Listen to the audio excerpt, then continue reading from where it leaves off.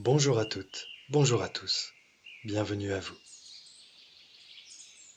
Globalement, le problème que rencontre l'humanité, c'est que son attention reste fixée sur les effets constatés, qu'ils soient jugés bons ou mauvais dans leur forme, sans jamais vraiment daigner se soucier des réelles causes profondes, c'est-à-dire des fondements existentiels de projections subtiles qui finissent par se concrétiser sur la Terre. En d'autres termes, c'est en grande partie parce qu'elle en est rendue à un stade critique d'ignorance de sa véritable essence divine créatrice, et donc qu'elle souffre d'un défaut de véritable conscience profonde,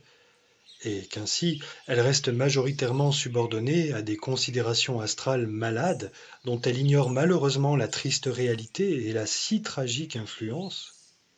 que l'humanité s'en tient principalement à se préoccuper, comme elle le peut, de ce qu'elle constate concrètement, tout en cherchant sempiternellement à élaborer des parades et à développer des actions correctives en réaction seulement à ce qu'elle aura pu engendrer elle-même sans le savoir, et donc sans jamais pouvoir le comprendre entièrement. Et elle voit bien que beaucoup de choses ne vont pas, sans malheureusement pouvoir être à même de changer profondément quoi que ce soit, puisque l'être humain ignore non seulement qui il est véritablement, mais également quelle est sa réelle aptitude à pouvoir créer en amont à son image véritable et divinement parfaite. Si vous ne savez même pas que vous êtes créateur, d'abord par votre pensée, comment pouvez-vous seulement envisager de créer en conscience? Et a fortiori, si vous n'avez pas accès à cette conscience, comment pouvez-vous seulement envisager de développer l'art et la manière de créer une réalité convenable?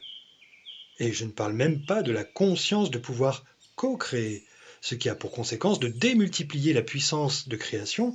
et donc la rapidité de création. À ce stade de déconnexion de la réalité, il ne nous reste plus que le pari fou, parce que hasardeux, de la croyance collective. Les religions, le progressisme ne représentent ni plus ni moins que des coups de poker sous-tendus par une espérance qui ne pourra qu'être déçue tôt ou tard, puisque ce qui est attendu, c'est que nous parvenions à la parfaite maîtrise divine d'une parfaite création inédite sur la Terre. En attendant, notre parfait pouvoir créateur ignoré, tant individuellement que collectivement,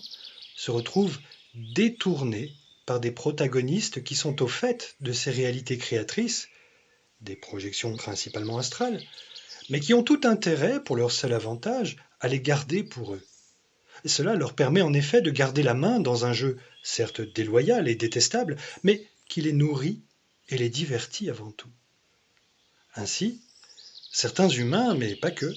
nous font créer de manière inconsciente une réalité à leur image si particulière, principalement dans le but de servir leurs propres intérêts. Dit autrement, notre inconscience leur permet de bénéficier de nos facultés créatrices et de nos énergies très aisément, tout en conduisant notre attention vers des préoccupations souvent aux antipodes de notre divine essence. La métaphore que j'utilisais dans la vidéo numéro 12 n'est pas si loin de la triste réalité, puisque pour pouvoir nous maintenir dans un état hypnotique constant et nous attirer vers leur centre d'intérêt créé de toutes pièces afin de canaliser notre attention, nous sommes abreuvés à longueur de journée de tout ce qui constitue des préoccupations factices et des simulacres de solutions, tous présentés comme fondamentaux et même vitaux. Tout cela pour vous rappeler de façon ininterrompue au bon souvenir du système et à une certaine marche du monde. Ce sont des sortes de filtres en somme, des drogues délivrées quotidiennement sous forme de pilules diverses et variées qui ont de plus en plus de mal à passer, n'est-ce pas? Je vous laisse faire le lien avec les exemples concrets, il ne manque malheureusement pas. Et même si vous ne vous rebiffez pas, tout du moins ouvertement, gare à vous si vous n'adhérez pas à ce jeu imposé. Gare à vous si vous n'obtempérez pas. Vous serez alors relégué au rang d'irresponsable, pouvant même constituer une menace pour l'ordre établi, puisque, de plus en plus, les nuances tendent à s'estomper et que l'on est enjoint à rejoindre le camp du bien, luttant bien entendu pour le salut de l'humanité contre le camp du mal. Et c'est même comme cela que l'on peut rapidement se retrouver accusé de servir ce si subjectif et si pratique camp du mal, si par malheur on choisissait de ne pas prendre position dans ce jeu imposé, si l'on choisissait de ne pas entrer dans la danse, c'est-à-dire dans le piège tendu de la dualité, véritable terrain de jeu de tous ceux que l'on pourrait qualifier de lucifériens, dans ce sens qu'ils se posent comme les défenseurs acharnés de l'aliénante fausse réalité, décidément contre nature, liberticide, tyrannique et même définitivement hostile à la vie. Quoi qu'il en soit, je vous rappelle que participer à ce genre de jeu duel du bien contre le mal, c'est précisément ce qui nous éloigne de notre divine humanité,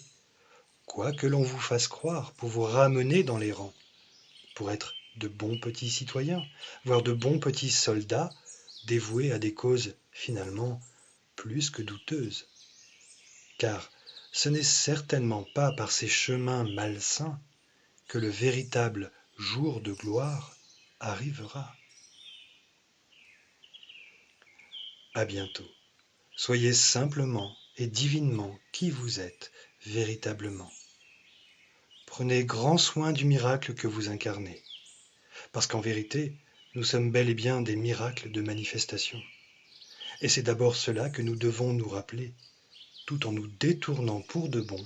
de tout ce qui avait pu nous en faire douter et nous faire générer le pire. Mais ça, c'est déjà de l'histoire ancienne.